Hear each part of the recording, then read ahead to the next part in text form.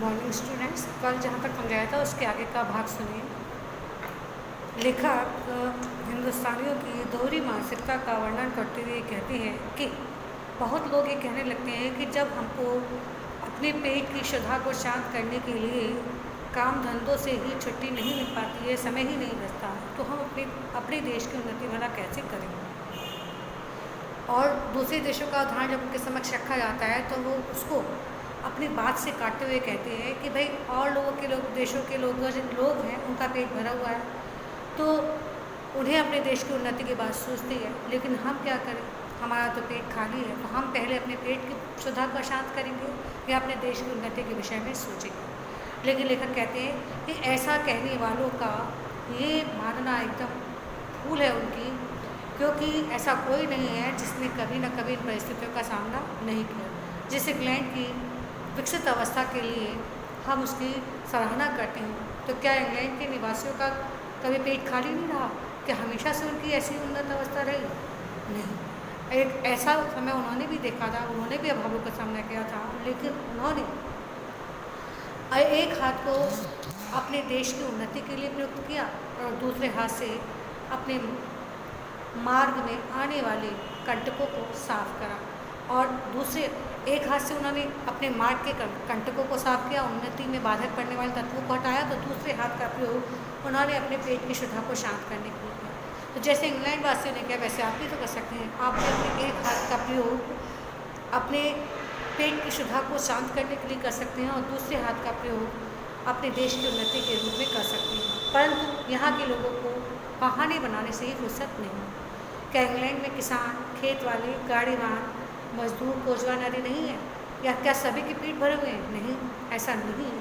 लेकिन वहाँ के लोग जब खेतों को बोते हैं तो ऐसा करते समय उनके मन में एक ही भाव चल रहा होता कि कैसे कुछ ऐसा किया जाए जिससे उनके खेतों की उन्नति हो सके और दुगना अनाज जो है उत्पन्न हो सके। जब विदेशों में कोचवान जब अपने मालिक को पहुंचाकर खाली समय बचता है उनके पास, तो वो ये नहीं है कि व्यर्थ की गपबाजी में अपने समय को व्यर्थ करें, बल्कि वे जो है अखबार निकाल कर पढ़ते हैं और देश विदेश की जानकारी को लिया करते हैं।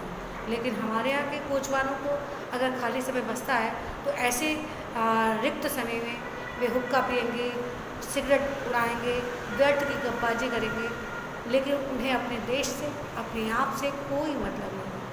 तो ये उनका निकम्मापन ही है कि वे केवल बहाने बनाते हैं, दोषारोपण तो करते हैं, लेकिन अपनी कमियों को दूर करने का प्रयत्न नहीं करते। आलस्य की भावना यहाँ पर इतनी अधिक बढ़ गई है कि जो कवि हैं मलुक दास, उन्होंने तो एक दोहा तक कह डाला कि अजगर करे न चाकरी, पंछी करे न काम, दास मलुका कह गए सबके दाता राम। अर्थात आपको अपना काम ना करें, आप खाली बैठे रहें और ईश्वर जो है वो सबके पेट भरेंगे। ये उन्होंने व्यंग कसा था, लेकिन लोगों ने इसे अपनी एक सीख समझ लिया और उन्हीं पर अमल करने लगे। आज आप चारों आँख उठाकर देखिए, आपको इसी तरीके की मानसिकता के लोग मिलेंगे। रोजगार कहीं पर भी नहीं है, चारों ओर गरीबी जो है, गरीबी की आग जो है वो फैली हुई है। किसी ने बहुत ठीक कहा था कि दरिद्र कुटुंबी इस तरह अपनी इज्जत को चाहता बताया जैसे लाजवती बहू फटे कपड़ों से अपने अंगों को छिपाई जाती है। कहने का तात्पर्य है कि जैसे लज्जाशील स्त्री अपने फटे चिथड़े कपड़ों से अपने शरीर को अधिक से अधिक ढककर अपनी लाज को बचाने का उपक्रम करते हैं, ऐसे ही जो निर्धन होते हैं वो दोषारोपण करके अपनी कमियों को छिपाने का प्रयत्न करते हैं।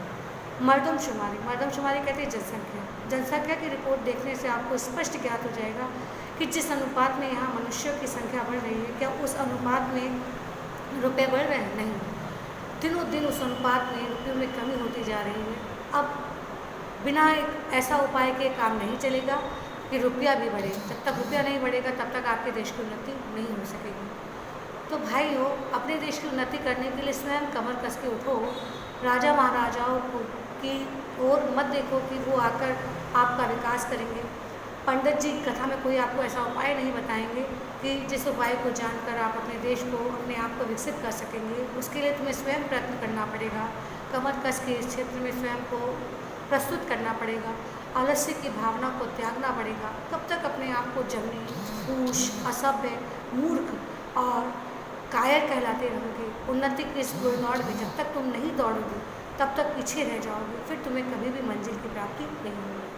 फिर कब राम जनकपुर आए, आपके पीछे बढ़े तो फिर जैसे कहते हैं ना, अब जनकपुर के वासी जब राम को देखते हैं और सोचते हैं कि अगर सीता का विवाह इस हो जाता है तो इनके दर्शन बार बार होंगे, अगर ऐसा नहीं हुआ तो फिर राम रानी जनकपुर में कब आएंगे। उसी प्रकार अगर इस उन्नति की इस दौड़ में, घुड़दौड़ में समय रहते अगर आप नहीं दौड़ोगे तो फिर जाने कब आपको ऐसा अवसर प्राप्त होगा। अगर तुम अपने आप को अब भी नहीं सुधारोगे तो फिर